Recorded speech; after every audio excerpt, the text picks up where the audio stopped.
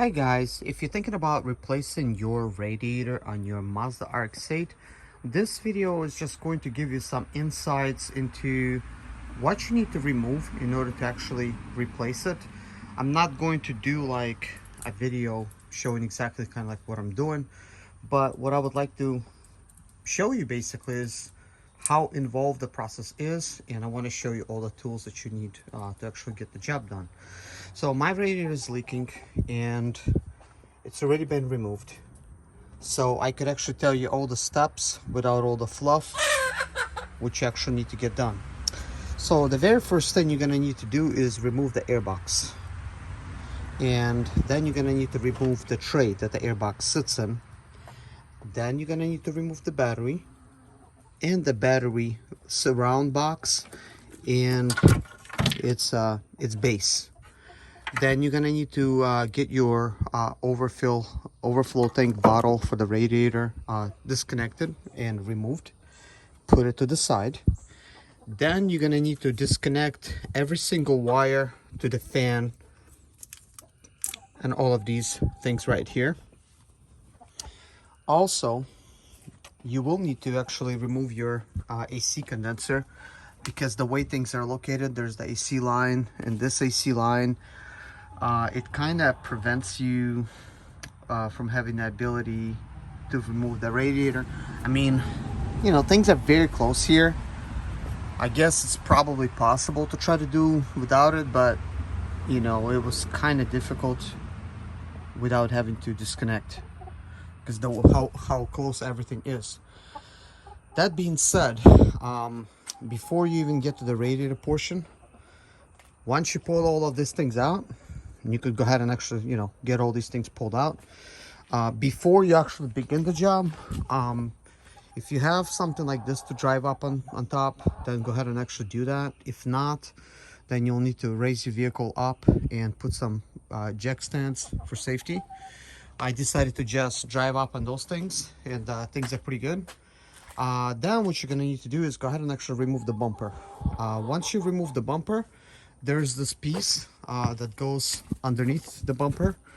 It kind of bolts onto the subframe with these bolts here, so you need to basically pull them out. Then of course get your electrical disconnected from basically your turn signals and your fog lights if you have those.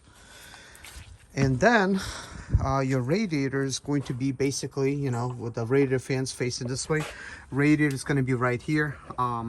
The radiator is going to slide in into these holes here, and it's going to be held by some brackets to the top here.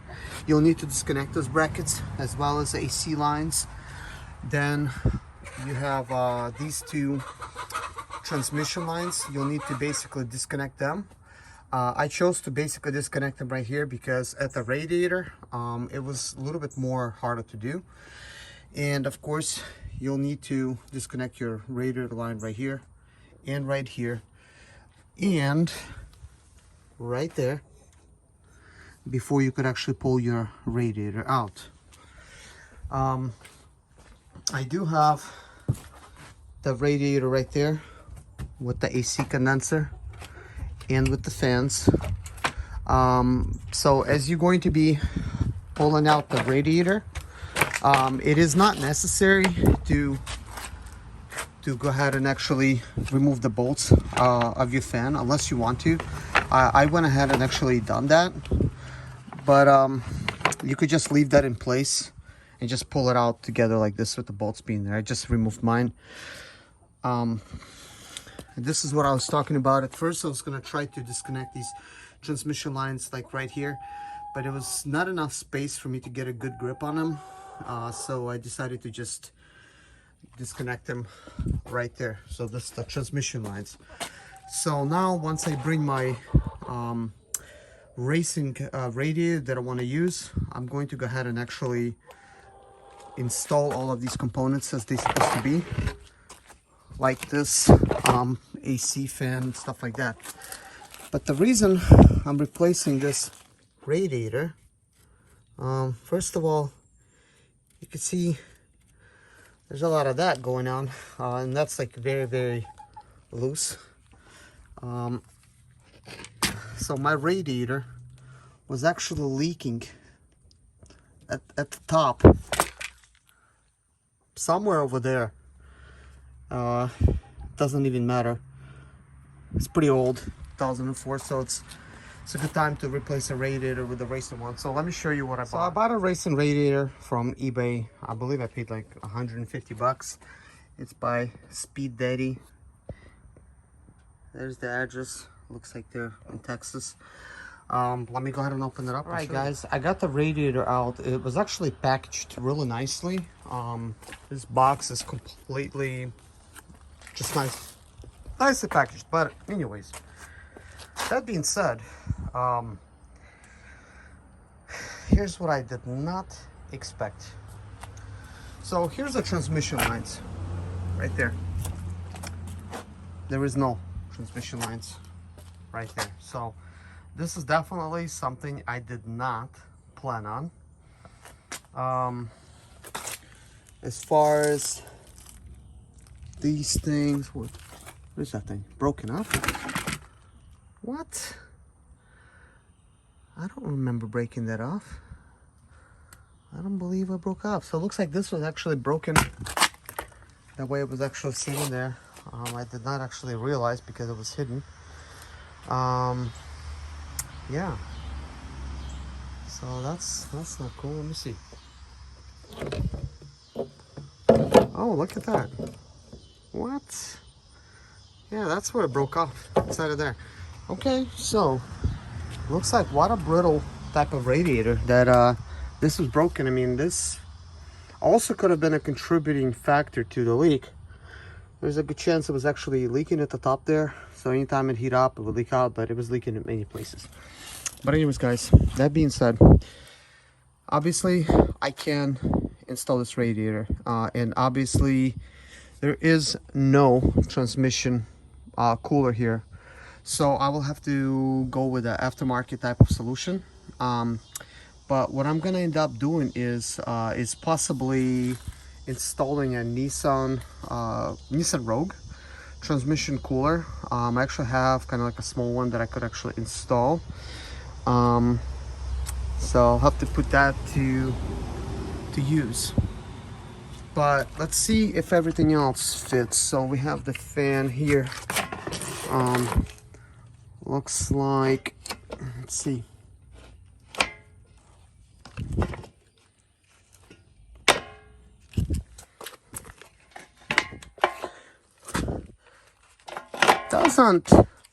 Doesn't quite line up perfect, but you know, I could make this work. This isn't a big deal with the fans.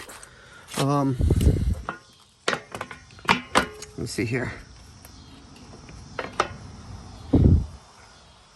I'll have to, I guess, really plug it in good. I mean, I'll probably have to take a drill, or maybe even probably drill, just make that a little bit bigger, and then I'll have to align those things. Hopefully they line up.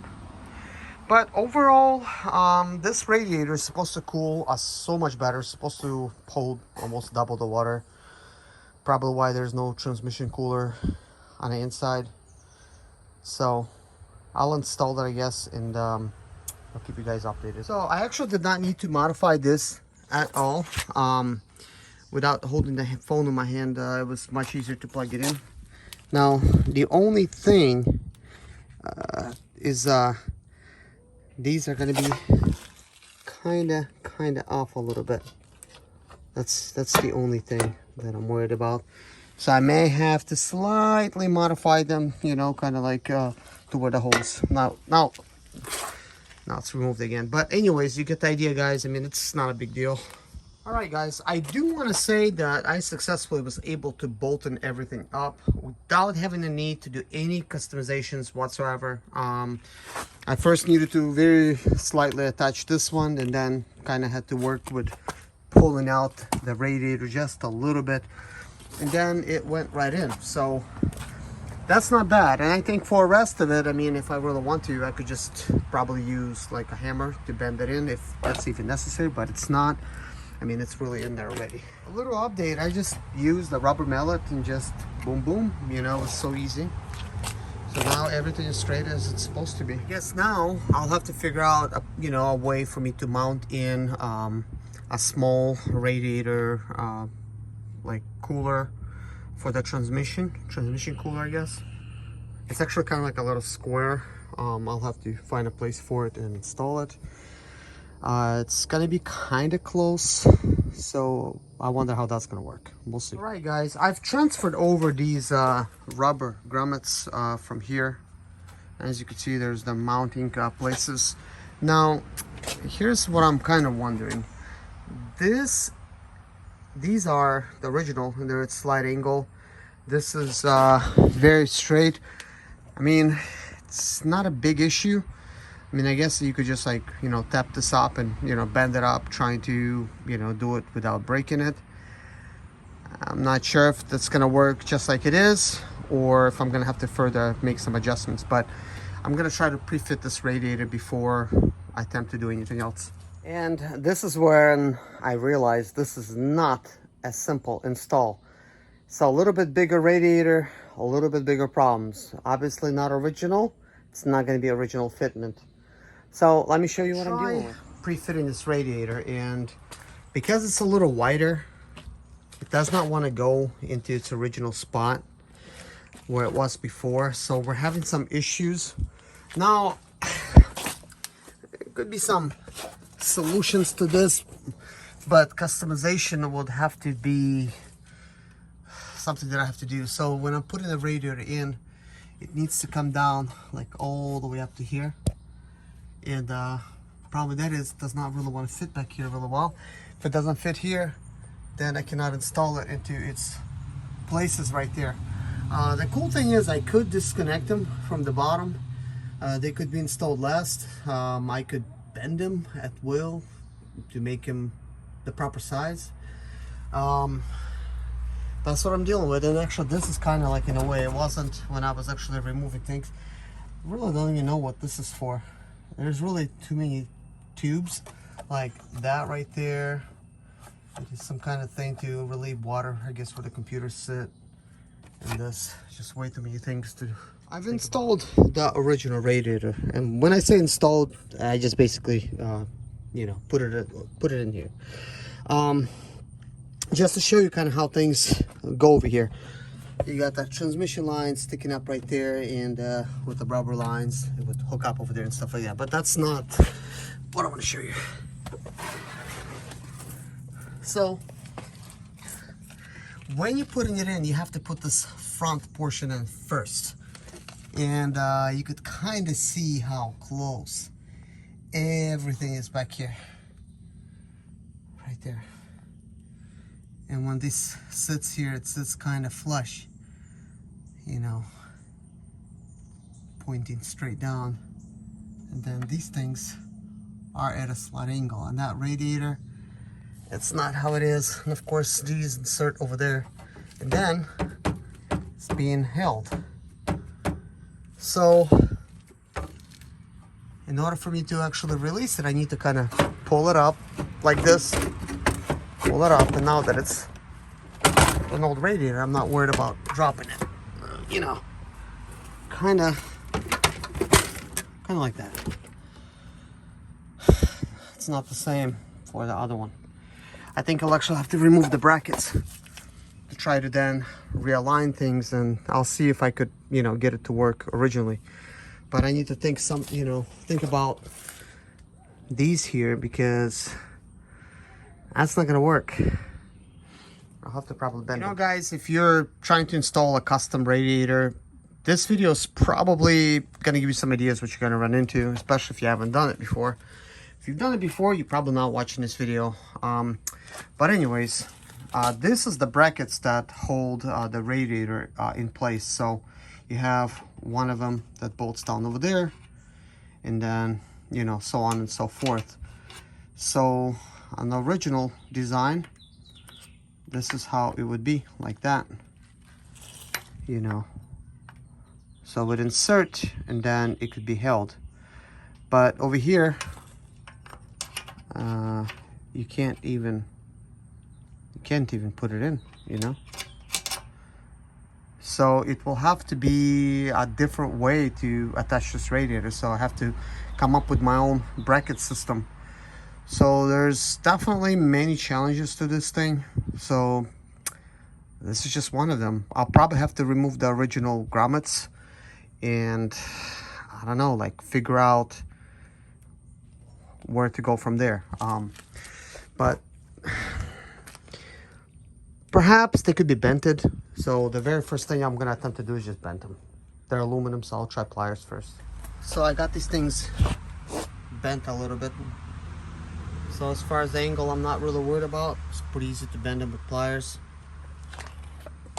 Guess now I have to attempt to try to put it in. Alright guys, so I got the AC condenser up here. So make sure if you install your AC condenser, the small holes goes here, larger one goes to the right. Really, that's the left. If you're thinking about the driver's side, this is why that's the left, that's the right. So, you know, with everything installed, I mean, there is some leeway as far as that goes. I did bend them, so they did fit now, because they did not want to even fit anywhere close to that, but that kind of looks okay now. The only thing is, will I be able to install everything the way it is? But right now, that's not the only thing I have, you know, I'm worried about, but it's definitely the most important thing, because I still need to find a solution for a different transmission radiator situation. So yeah, that's what I'm dealing with. So I'm gonna try to. Hey guys, got good news. Look at this. The radiator's in. I did not even need to really adjust anything. All I had was better gloves, which protected my hands from all of this stuff. And then I tried to get this thing as snugly as possible to the top, and then getting this thing to the bottom. Now I can't, you know, get these things quite, you know, sitting there that good, but that's just really easy adjustments, you know, to the left or to the right, you know, with that lever. I mean, that's a lot easier than having to do some custom brackets and stuff. So wanted to use a little light. So now we're looking at this type of situation. Gosh. So anyways, let's try this again. This should be slightly to the right. I can't move it a bit. This should be slightly to the right. Apparently, somehow, you know, these things are a little bit further apart, which could be an issue, but not an issue. I mean, I could just basically just, I mean, if this is what it takes, I'm just going to drill a hole here and just tap myself a self-tapping type of screw. That's going to really solve that issue. I'm not even going to really worry about that. But I think once I get this thing adjusted and get, you know, well, that was adjusted, maybe things will actually fall in line just a little bit better. But I'm not really worried about that just yet, because there's a good chance I'll have to pull this radiator. This is why I'm not going to really get everything adjusted just yet. So, you know, that being said, I'm wondering if I could maybe swap these things out to make it easier for me, but I doubt that's really going to do that. I mean, I could see the bolt locations the way they are. It's really designed like that because this metal bracket is designed to go in that hole. There isn't a hole. I mean, I could technically use the old hole, you know, for that little thing. It's really unnecessary, but actually I'm liking this thing a lot, because it's really working out much better than I suspected. So what I really want to see is once I do install this radiator kind of like in its place, let's see. Well, there's a radiator hose. I kind of tucked the thing out of the way now. It's slightly in the way, but it's okay. You know, no biggie. What I'm really wondering is how much room do I have to install that radiator cooler, and where should I really put it? Because I do have one, and There's not a lot of room here, to be honest with you guys. And I really don't want to install one in front of the fans. This is not a good design for cooling this engine, believe it or not, guys, because everything's really being blocked off here. I think one of the better ways to increase the cooling would be to relocate the battery to the trunk, to basically just run a straight pipe here into this type of setting, and probably just put in a filter over here on the end, you know. That's probably something that I'm gonna look into. I mean, for now, I'm just gonna put things back as they are, but I think, you know, going forward, I think this is gonna be a pretty good option, because the way things are here is just, what is it really blowing? I mean, it's just, there's a box here, boom, hits the box. There's a box there, hits the box. There's really no way that these radiator fans could cool the engine. Now, correct me if I'm wrong, guys. I mean, is this radiator fans designed to cool the radiator? This might be what it's actually designed to do. It might be cooling the radiator. Therefore, they don't need to be facing an engine because they're not really cooling an engine. But yeah, because this would make a little bit more sense, you know, with this current setup. Because I've seen people where they actually relocated this stuff, but now I'm thinking, if I do that, I mean, yeah, some extra wind could get, you know, through these things and could get through. But if the fans are coming on and they're blowing that way, I mean, that's really counterintuitive, because there's not going to be really that much air coming to the engine anyways, unless you install some kind of other fan here to cool your engine down. But I do believe that that's the design. It's designed to cool the radiator. That's what it's designed to do. Yeah. But anyways, that noise out of the way. I am thinking a plausible type of situation. I could probably use this area to put my transmission cooler, because here's the battery. I think just too tight here. But I will attempt to do anything. I mean, maybe with some longer lines, I could even stick the puppy in here. Could probably do that. Let me see here.